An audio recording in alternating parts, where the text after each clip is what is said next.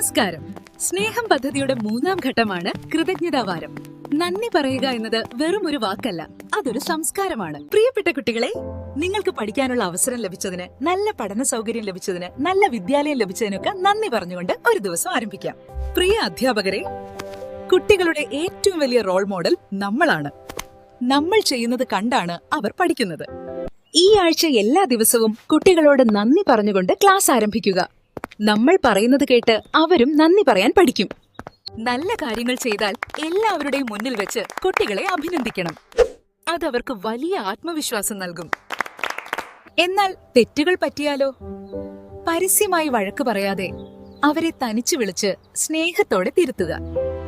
ഇനി രക്ഷിതാക്കളോട്, മക്കൾ മുതിർന്നവരെ സഹായിക്കുന്നത് കണ്ടാൽ അപ്പൊ തന്നെ അവരെ അഭിനന്ദിക്കാൻ മറക്കരുത്. നന്നായി ചെയ്തു, നന്ദി, ഈ ഉപകാരം ഞാൻ ഒരിക്കലും മറക്കില്ല എന്നൊക്കെയുള്ള വാക്കുകൾ കേൾക്കാൻ അവർക്ക് വലിയ ഇഷ്ടമാണ്.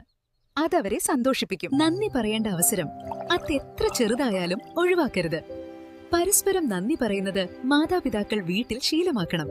കടയിൽ നിന്ന് സാധനങ്ങൾ വാങ്ങുക, പാചകത്തിൽ സഹായിക്കുക തുടങ്ങിയ ഏതവസരത്തിലും നന്ദി പറയുന്നത് ശീലമാക്കുക. രക്ഷിതാവിനും അധ്യാപകർക്കും കൂട്ടുകാർക്കും ഒക്കെ നന്ദിക്കുറിപ്പ് എഴുതാൻ പ്രോത്സാഹിപ്പിക്കുന്നതിലൂടെ അപരിചിതരോട് പോലും നന്ദി പറയാൻ കുട്ടികൾ